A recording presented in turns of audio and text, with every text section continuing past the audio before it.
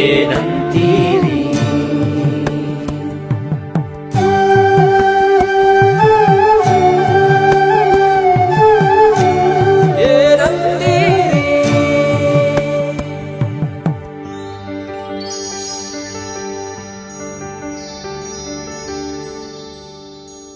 ಎಲ್ರಿಗೂ ನಮಸ್ಕಾರ.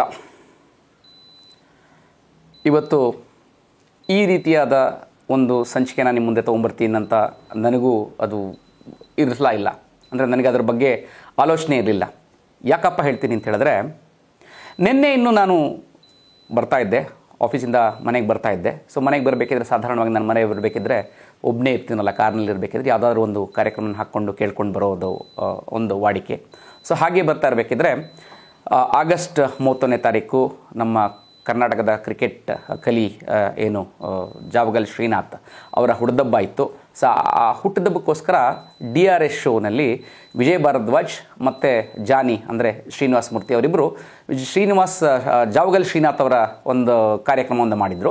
ಆ ಕಾರ್ಯಕ್ರಮದಲ್ಲಿ ಹೀಗೆ ಹೇಳ್ತಾ ಇರಬೇಕಿದ್ರೆ, ಜಾವಗಲ್ ಶ್ರೀನಾಥ್ ಯಾರ್ಯಾರಿಗೆ ಏನೇನು ಉಪಕಾರ ಮಾಡಿದ್ದಾರೆ, ಏನು ಮಾಡಿದ್ದಾರೆ ಅಂತ ಹೇಳಬೇಕಿದ್ರೆ, ಯಾವಾಗಲೂ ತುಂಬ ನಾವು ನೋಡಿದಾಗ ಜಾವಗಲ್ ಶ್ರೀನಾಥ್ ಒಂಥರ ಗಂಭೀರ ಮನುಷ್ಯ, ಯಾರಿಗೂ ಏನೋ ಒಂಥರ ಮಾಡಲ್ಲ ಅಂತ ಹೇಳಿದ್ರೆ ಖಂಡಿತವಾಗ್ಲೂ ತಪ್ಪು. ಅಂತ ಹೇಳೋದಕ್ಕೋಸ್ಕರನೇ ವಿಜಯ್ ಭಾರದ್ವಾಜ್ ಅವರ ತಮ್ಮ ವೈಯಕ್ತಿಕ ಜೀವನದಲ್ಲಾದ ಹೇಳಿದ್ರು, ಒಂದು ಮಾತು ಹೇಳಿದ್ರು, ನಾನು ಇವತ್ತೇನಾದರೂ ನೆಲೆ ಕಂಡುಕೊಂಡಿದ್ದೀನಿ ಅಂತ ಹೇಳಿದ್ರು ಇಬ್ಬರಿಂದ. ಮೊದಲನೇದು ಜಾವಗಲ್ ಶ್ರೀನಾಥ್ ಅಂತ ಹೇಳಿದ್ರು. ಎರಡನೇದು ಯಾರು ಅಂತ ಹೇಳಿದ್ರೆ ಹೇಳ್ತೀನಿ ನೋಡು ಅಂತ ಹೇಳಿ, ಅದು ಏನಪ್ಪ ಅಂತ ಹೇಳಿದ್ರೆ ನಿಮಗೆಲ್ಲರಿಗೂ ಗೊತ್ತಿರಬೇಕು. ಮೊದಲನೇ ಆಗಾಗಲೇ ನಮ್ಮ ರಣಜಿ ಟ್ರೋಫಿಯಲ್ಲಿ ಸುಮಾರು 1996 ಮತ್ತು 1998 ರಣಜಿ ಟ್ರೋಫಿ ಪಂದ್ಯಗಳನ್ನು ಗೆಲ್ಲೋದಕ್ಕೆ ನಮ್ಮ ವಿಜಯ್ ಭಾರದ್ವಾಜ್ ಅವರ ಕಾಣಿಕೆ ಜಾಸ್ತಿಯಾಗಿತ್ತು. ಅದಾದಮೇಲೆ ಅದರಿಂದ ಸಹಜವಾಗಿ ಅವರು ಭಾರತ ತಂಡಕ್ಕೆ ಆಯ್ಕೆಯಾದರು. 1999 ಮತ್ತು 2000ನೇ ಇಸ್ವಿಲಿ ನಡೆದಂಥ LG ಕಪ್, ಕೀನ್ಯಾದಲ್ಲಿ ನಡೆದಂಥ LG ಕಪ್ನಲ್ಲಿ ಪ್ರಥಮ ಬಾರಿಗೆ ಅವರು ಅಂತಾರಾಷ್ಟ್ರೀಯ ಪಂದ್ಯ ಆಡ್ತಾರೆ. ಆ ಪಂದ್ಯದಲ್ಲಿ ಅವರು ಮ್ಯಾನ್ ಆಫ್ ದಿ ಸೀರೀಸ್ ಗೆಲ್ತಾರೆ. ಮ್ಯಾನ್ ಆಫ್ ದಿ ಸೀರೀಸ್ ಗೆದ್ದು ಅದು ಬಂದಾಗ ಎಲ್ಲರಿಗೂ ಖುಷಿಯಾಗುತ್ತೆ, ಕನ್ನಡಕ್ಕೆ ಮತ್ತೊಬ್ಬ ಸಿಕ್ದ ಅಂತ ಹೇಳ್ತಾರೆ. ಆ ಥರ ಬೆಂಗಳೂರಿನಲ್ಲಿ ಬಂದಿದ್ದಾಗ ಅವತ್ತೊಂದು ದಿವಸ ಜಾವಗಲ್ ಶ್ರೀನಾಥ್ ಅವ್ರ ಮನೆಗೆ ಬರ್ತಾರಂತೆ. ಪೆಂಗ ಬಾರೋ ಹೋಗೋಣ ಅಂತಾರಂತೆ. ಎಲ್ಲಿಗೆ ಅಂದ್ರೆ, ಇಲ್ಲ ಒಂದು ಸ್ವಲ್ಪ ಕೆಲಸ ಇದೆ ಬಾ ಹಾಗೆ ಅಂತ ಸೀದಾ ಕರ್ಕೊಂಡು ಹೋಗ್ತಾರಂತೆ. ಕರ್ಕೊಂಡು ಹೋಗಿ ಎಲ್ಲಿಗೂ ಕರ್ಕೊಂಡು ಹೋಗ್ತಾರಂತೆ ಗೊತ್ತಿಲ್ಲ. ಕರ್ಕೊಂಡು ಹೋಗಿ ನೋಡಿದ್ರೆ ವಿಧಾನಸೌಧಕ್ಕೆ ಕರ್ಕೊಂಡು ಹೋಗಿ ನಿಲ್ಲಿಸ್ತಾರಂತೆ. ಇದೇನಿದೆ, ಇಲ್ಲೇ ಸ್ವಲ್ಪ ಇದೆ ಬಾ ಕೆಲಸ ಅಂತ ಕರ್ಕೊಂಡು ಹೋಗಿ ಸೀದಾ ಅವತ್ತಿನ ಮುಖ್ಯಮಂತ್ರಿಗಳಾಗಿದ್ದಂಥ S.M. ಕೃಷ್ಣ ಅವ್ರ ಬಳಿ ಕರ್ಕೊಂಡು ಹೋಗಿ ಕೂಡಿಸ್ತಾರಂತೆ. ಕೂಡಿಸ್ಬಿಟ್ಟು, ನೋಡಿ ಇವನು ವಿಜಯ್ ಭಾರದ್ವಾಜ್ ಅಂತ, ಈಗಾಗಲೇ ರಣಜಿ ಟ್ರೋಫಿ 96 ಮತ್ತು 98ರಲ್ಲಿ ರಣಜಿ ಟ್ರೋಫಿಯನ್ನು ಕರ್ನಾಟಕ ಗೆಲ್ತೋದಕ್ಕೆ ತನ್ನ ತುಂಬ ಒಳ್ಳೆಯ ಆಟ ಆಡಿದ್ದಾನೆ. ಅದಲ್ಲದಲ್ಲೇ 2000 ಇಸ್ವಿಲಿ ಮೊನ್ನೆ ನಡೆದಂಥ ಇಲ್ಲಿ LG ಕಪ್ನಲ್ಲಿ ಮ್ಯಾನ್ ಆಫ್ ದ ಸೀರೀಸ್ ಆಗಿದ್ದಾನೆ. ಕರ್ನಾಟಕದ ಹಿರಿಮೆನೆ ಗರಿಮೆ ಅಂತಿದ್ದಾರೆ. ಇಂಥವನಿಗೊಂದು ಇದಕ್ಕೆ ಬಾಡಿಗೆಯಲ್ಲಿ ಮನೆಯೊಂದಿಲ್ಲ, ಬಾಡಿಗೆ ಬಂದಿದ್ದಾನೆ, ದಯವಿಟ್ಟು ನೀವೊಂದು ಅವ್ರಿಗೆ ಸೈಟ್ ಕೊಡಬೇಕು ಅಂತ ಹೇಳ್ತಾರಂತೆ. ಆ ಕ್ಷಣವೇ S.M. ಕೃಷ್ಣರವರು ಜಾವಗಲ್ ಶ್ರೀನಾಥ್ ಅವ್ರನ್ನ ಮಾತನ್ನ ಕೇಳಿಕೊಂಡು ಅವ್ರನ್ನ ಕೇಳಿ ಅಲ್ಲೇ ಅವ್ರ ಕೈಲಿ ಏನು ವಿಜಯ್ ಭಾರದ್ವಾಜ್ ಕೈಲಿ ಒಂದು ಲೆಟರ್ನ ಬರೆಸ್ಕೊಂಡು ಅವ್ರ ಅಧಿಕಾರಿಗಳೆಲ್ಲ ಹೇಳಿ HSR ಲೇಔಟಲ್ಲಿ 50-80 ಸೈಟ್ ಕೊಡಿಸ್ತಾರಂತೆ. ಹಾಗಾಗಿ ಹೇಳ್ತಾರೆ, ನನ್ನ ಮನೆ ಆಶ್ರಯ ತೊಗೊಂಡಿದ್ದೀನಿ ಅಂತ ಹೇಳಿದ್ರೆ ನನಗೆ ಆಶ್ರಯ ಕೊಟ್ಟರು ಇಬ್ಬರು, ಒಂದು ಜಾವಗಲ್ ಶ್ರೀನಾಥ್ ಮತ್ತೊಂದು S.M. ಕೃಷ್ಣ ಅಂತ ಹೇಳ್ತಾರೆ. ಆಗ ನನಗನ್ಸುತ್ತೆ, ಅರೆ ಒಬ್ಬ ರಾಜಕಾರಣಿಯಾಗಿ ಈ ಥರನೂ ಮಾಡ್ಬೋದಾ ಅಂತ ಅನಿಸಿರುತ್ತೆ. ಅದನ್ನು ಅಂದ್ಕೊಂಡು ನಾನು ಮನೆಗೆ ಬಂದೆ. ಮನೆಗೆ ಬಂದು ಯಥಾವತ್ತಾಗಿ ನನ್ನ ಮಲ್ಕೊಂಡೆ, ನಿದ್ದೆ ಮಾಡಿದೆ. ಬೆಳಗ್ಗೆ ಎದ್ದು ಆಫೀಸ್ಗೆ ಹೋಗಿ ಮನೇಲಿ ಏನೋ ನೋಡ್ತಾ ಇರ್ಬೇಕಾದ್ರೆ ನ್ಯೂಸ್ ನೋಡಿದಾಗ ನಾನು ನೋಡಿದೆ S.M. ಕೃಷ್ಣ ಅವ್ರು ಇನ್ನಿಲ್ಲ ಅಂತ ಬಂತು. ಆಗ ಥಟ್ಟಂತ ಜ್ಞಾಪಕ ಬಂತು, ನಿನ್ನೆ ಇನ್ನೂ ಈ ಮನುಷ್ಯನ ಬಗ್ಗೆ ಯೋಚನೆ ಮಾಡಿದ್ದೆ, ಇವತ್ತಾಗಲೇ ಹೋಗ್ಬಿಟ್ರಲ್ಲ ಅಂತ ಯೋಚನೆ ಮಾಡಿದೆ. ಹಾಗಾಗಿ ನಿಮಗೇನಂತ ಹೇಳಿದ್ರೆ, S.M. ಕೃಷ್ಣ ಅವರ ಬಗ್ಗೆ ನಿಮಗೇನು ಗೊತ್ತಿದೆ ಅದಕ್ಕಿಂತ ಒಂದು ಸ್ವಲ್ಪ ವಿಶೇಷಣವಾದ, ಅಂದರೆ ಅನುರೂಪದ ಮತ್ತು ಅಪರೂಪದ ವಿಷಯಗಳನ್ನು ನಿಮ್ಮ ಮುಂದೆ ಹಂಚ್ಕೊಳ್ಳೋಕ್ಕೆ ಇವತ್ತು ನಾನು ನಿಮ್ಮ ಮುಂದೆ ಬಂದಿದ್ದೀನಿ. ನಮಗೆ S.M. ಕೃಷ್ಣ ಅಂದ ತಕ್ಷಣ ಥಟ್ಟಂತ ಜ್ಞಾಪಕ ಬರೋದೇ ಬ್ರ್ಯಾಂಡ್ ಬೆಂಗಳೂರು, ಅಂದರೆ ITBTಯ ರೂವಾರಿ ಅಂತ ಹೇಳಿದ್ರು ತಪ್ಪಾಗಲಾರದು. ಮತ್ತು ITBT ಖ್ಯಾತಿ ಅಂತ ಹೇಳಿದ್ರೆ, ಬೆಂಗಳೂರಲ್ಲಿ ITBT ಖ್ಯಾತಿ ಅಂತ ಹೇಳಿದ್ರೆ ಯಾವಾಗಲೂ ಥಟ್ ಅಂತ S.M. ಕೃಷ್ಣ ಹೇಳ್ತಾರೆ. ಹಾಗೆ ವಿಧಾನಸೌಧ ಅಂದ ತಕ್ಷಣ ಕೆಂಗಲ್ ಹನುಮಂತನವ್ರ ಹೆಸರು ಹೇಳ್ತಾರೋ ಹಾಗೇನೆ ನಾವೇನಾದ್ರೂ ITBT ಅಂದ ತಕ್ಷಣ S.M. ಕೃಷ್ಣ ಅಂತ ಹೇಳ್ತಾರೆ. ಆ ರೀತಿಯಾದ ಒಂದು ಅವಿನಾಭಾವ ಸಂಬಂಧ. ಯಾಕೆ ಹೀಗಾಯ್ತಪ್ಪ ಅಂತ ಹೇಳಿದ್ರೆ, 1990ನೇ ಇಸ್ವಿಲಿ ಮತ್ತು ನರಸಿಂಹರಾವ್ ಮತ್ತು ಮನಮೋಹನ್ ಸಿಂಗ್ ಅವರ ಕಾಲದಲ್ಲಿ ಅವ್ರು ತಂದಂಥ ಗ್ಲೋಬಲೈಸೇಷನ್ ಅಥವಾ ನಾವು ಇದು ವಿಕೇಂದ್ರೀಕರಣ ಎಲ್ಲ ತೊಗೊಂಡು ಬಂತ ಹೇಳಿದ್ರು. ಅದಾದಮೇಲೆ ಭಾರತಕ್ಕೆ ಬೇರೆ ಬೇರೆ ದೇಶಗಳಿಂದ ಸುಮಾರು ಜನ ಎಲ್ಲರೂ ಕಂಪ್ನಿಗಳು ಬಂದರು. ಸೊ IT ಕಂಪ್ನಿಗಳೆಲ್ಲ ಬಂತು. ಆ IT ಕಂಪ್ನಿಗಳಲ್ಲಿ ಬಂದಾಗ ಭಾರತದಲ್ಲಿ ಅದರಲ್ಲೂ ಬೆಂಗಳೂರಿಗೆ ಬಂತು. ಬೆಂಗಳೂರಿನಲ್ಲಿ ಏನಾಯಿತು ಅಂತ ಹೇಳಿದ್ರೆ, ಒಳ್ಳೆಯ ಹವಾಗುಣ ಇದೆ, ಒಳ್ಳೆಯ ವಿದ್ಯಾವಂತರಿದ್ದಾರೆ. ಹಾಗಾಗಿ ಇಲ್ಲಿ ಶಾಂತಿ ಪ್ರಿಯರು, ಇಲ್ಲಿ ಒಳ್ಳೆಯ ಕಾರ್ಯಗಳನ್ನು ಮಾಡ್ಬೋದು, ಇಲ್ಲಿ ಕೆಲಸಗಳಿಂದ ಕಾರ್ಖಾನೆಗಳನ್ನು ಅಥವಾ ತಮ್ಮ ಸಾಫ್ಟ್ವೇರ್ ಕಂಪ್ನಿಗಳನ್ನು ಶುರು ಮಾಡಿದ್ರೆ ಒಳ್ಳೆಯ ಲಾಭ ಆಗತ್ತೆ ಅಂತ ಮಾಡಿದ್ರು. ಆದರೆ ಅವಾಗಿದ್ದ ಸರ್ಕಾರಗಳು ಅದಂಥ ಪಾಲಿಸಿಗಳು ಅಥವಾ ಸರ್ಕಾರದಲ್ಲಿದ್ದಂಥ ಕಾಯ್ದೆಗಳದೆಲ್ಲ ಅಷ್ಟೊಂದು ಒಳ್ಳೆಯ ಸುಗಮವಾಗಿ ಆಗ್ತಿರಲಿಲ್ಲ. ಆದರೆ 1999ರಿಂದ 2004ನೇ ಇಸ್ವಿಯಲ್ಲಿ ಕರ್ನಾಟಕ ರಾಜ್ಯದ ಮುಖ್ಯಮಂತ್ರಿಗಳಾಗಿದ್ದ ಸುಮಾರು 4 ವರ್ಷಗಳ ಕಾಲ ಕರ್ನಾಟಕದ ಮುಖ್ಯಮಂತ್ರಿಗಳಾಗಿದ್ದಂಥ ಎಸ್.ಎಂ. ಕೃಷ್ಣರವರು ಸ್ವಭಾವತಃ ಅವರಿಗೆ IT ಮತ್ತು BTಗಳ ಬಗ್ಗೆ ತುಂಬ ಅವರಿಗೆ ಆಸಕ್ತಿ ಇತ್ತು. ಸೊ ಹಾಗಾಗಿ ಏನು ಮಾಡಿದ್ರು ಅಂತ ಹೇಳಿದ್ರೆ ಆ ಏನೇನು ಕಾನೂನುಗಳಿತ್ತು ಆ ಕಾನೂನುಗಳನ್ನೆಲ್ಲ ಸಡಿಲ ಅಂತ ಮಾಡಲಿಲ್ಲ, ಅದನ್ನು ಸುಲಭೀಕರಣಗೊಳಿಸಿದ್ರು. ಸುಲಭೀಕರಣಗಳು ಮಾಡಿದಲ್ದಲ್ಲೇ ಮೂಲ ಸಂಪರ್ಕ ಅವ್ರಿಗೆ ಬೇಕಾಗಿದ್ದಂಥ ಅದನ್ನ ಜಾಗನ ಒಳ್ಳೆಯ ಕಡಿಮೆ ರೇಟಲ್ಲಿ ಕೊಡೋದು ಅಥವಾ ಕಡಿಮೆ ಬೆಲೆಯಲ್ಲಿ ಜಾಗ ಕೊಡೋದು, ಅವ್ರಿಗೆ ಅವಶ್ಯಕತೆ ನೀರು ಮತ್ತು ವಿದ್ಯುತ್ತು ಮತ್ತು ಮೂಲ ಸೌಕರ್ಯಗಳಿಗೆ ಈ ಅಭಿವೃದ್ಧಿ ಕೊಟ್ಟಿದ್ದಕ್ಕೋಸ್ಕರ ಏನು ಮಾಡಿದ್ರು ಅಂತ ಹೇಳಿದ್ರೆ ಸುಮಾರು ಕಂಪ್ನಿಗಳು ಅವರ ಕಾಲದಲ್ಲಿ IT ಒಂದೇ ಅಲ್ಲದೆ BTಗೂ ಕೊಟ್ಟರು. ಸೊ ಹಾಗಾಗಿ IT BT ಕಂಪ್ನಿಗಳು ಎಸ್.ಎಂ. ಕೃಷ್ಣ ಅವರ ಕಾಲದಲ್ಲಿ ಹೆಚ್ಚಾಗಿ ಬಂತು. ಹಾಗಾಗಿ ಅವ್ರನ್ನ IT BTಗಳ ಹರಿಕಾರ ಅಂತ ಹೇಳಿದ್ರು ತಪ್ಪಾಗಲಾರ್ದು. ಇನ್ನು ಸಾಮಾನ್ಯವಾಗಿ ನಿಮಗೆಲ್ಲರಿಗೂ ಗೊತ್ತಿದೆ ಎಸ್.ಎಂ. ಕೃಷ್ಣ ಅಂತ ಹೇಳಿದ್ರೆ ಏನು SM ಅಂತ ಹೇಳಿದ್ರೆ ಸೋಮನಹಳ್ಳಿ ಮಲ್ಲಯ್ಯ ಕೃಷ್ಣ ಅಂತ. ಸೋಮನಹಳ್ಳಿ ನಮಗೆಲ್ಲರಿಗೂ ಗೊತ್ತಿರ್ಬೋದು. ಎತ್ತೇನು ಮೈಸೂರಿಗೆ ಹೋಗ್ತೀವಲ್ಲ, ಅಂದರೆ ಬೆಂಗಳೂರಿಂದ ಮೈಸೂರಿಗೆ ಹೋಗಬೇಕಿದ್ರೆ ಮದ್ದೂರಲ್ಲಿ ಮದ್ದೂರಿಗಿನ ಸ್ವಲ್ಪ ಮುಂಚೆ ಎಡಗಡೆಯಲ್ಲಿ ಇವತ್ತಿಗೂ ಸಹ ನೋಡ್ಬೋದು ಆ ಮೇನ್ ರೋಡಲ್ಲಿ ಅವ್ರ ಮನೆ ಇದೆ, ಎಸ್.ಎಂ. ಕೃಷ್ಣ ಅವ್ರ ಮನೆ ಇದೆ. ಆ ಮನೆ ಮೇಲೆ ಮಲ್ಲಯ್ಯ ಅಂತ ಇದೆ. ಈಗ ಅಲ್ಲಿ ಫ್ಲೈಓವರ್ ಆಗಿರೋದು ಮನೆ ಕಾಣಿಸೋದಿಲ್ಲ, ಆದರೆ ಮುಂಚೆ ಫ್ಲೈಓವರ್ ಇಲ್ಲದೆ ಇದ್ದಾಗ ಅವ್ರ ಮನೆ ಮುಂದೆನೇ ಹೋಗ್ತಾ ಇತ್ತು.